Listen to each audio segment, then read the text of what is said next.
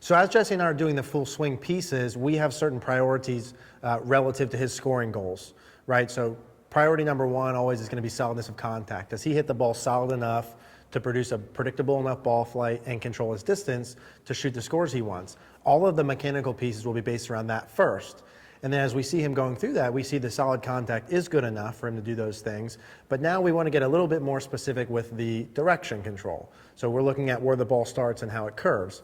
Now he's doing things that are producing the direction that we want, but that curve and the start line are different from what his normal ball pattern was.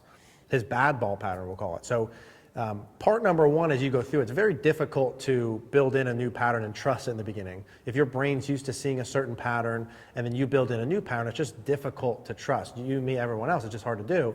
So part one of that is going to be if you're going in and you're working on a new ball flight pattern, or you're going to start on a certain side and you're walking up to the ball and you don't trust that, well then your brain's going to not want to do it. The idea is to produce the mechanics where the ball flight happens by itself. But you need to trust in and go all in on that ball flight happening by itself. And if you don't do that, the odds of you being able to do that and your brain wanting to do it go down dramatically.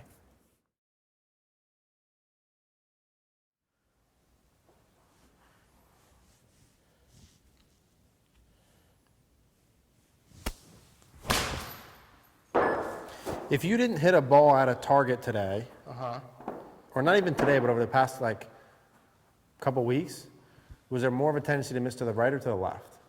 Right, left. Left pull. Pull left. Yeah, pull Got left. it. Okay, one more. That's why it's so hard for me to get it to start out to the right, because it just doesn't look right to me, so I don't believe it. And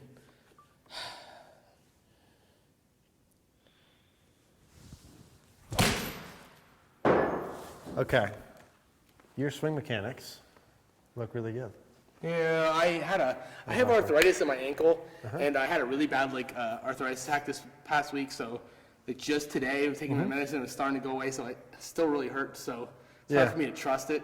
Yeah, I got you. Your mechanics look awesome. Okay. The second part is if you don't trust the start line, what are the odds that you're going to be able to perform that? No, I won't be able to. So like my general rule when I would go play, I get it, it's different, right? Yeah. And listen, if we're trying to do draws, start right, curve left, and it's not happening over time, and you're able to hit a predictable fade, start the ball left and curve it back that way. Jack Nicklaus did that. Best tournament golf player ever. There's nothing wrong with that. But you understand why I'm so afraid that I'm going to just hit it to the right, it's going to slice. I get it. Yeah. So what you need to see in the beginning, though, is the ball that's curving left consistently, and sometimes too much left. Yeah. If the golf balls you hit were curving too much left, yeah, where would you want to start the ball? I would want to start to the right. Right? Yeah. So it's just a pain and pleasure thing. But if you're behind the ball like this, and you have a ball here and you have your target line, and you're picking a thing in the distance, I wouldn't even step up to the ball. I don't let someone step up to the ball unless you're 100% committed to that line.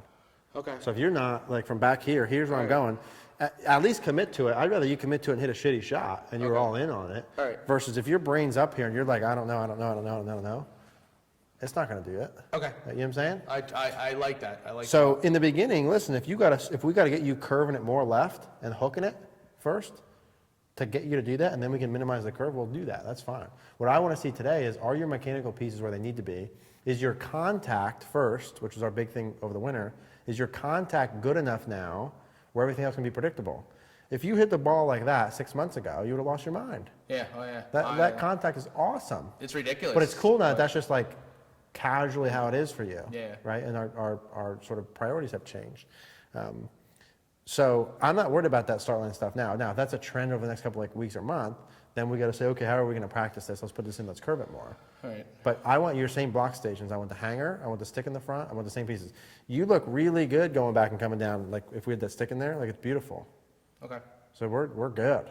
All right. You're going to hit good shots and score good. But you have to trust that. Okay. Yeah?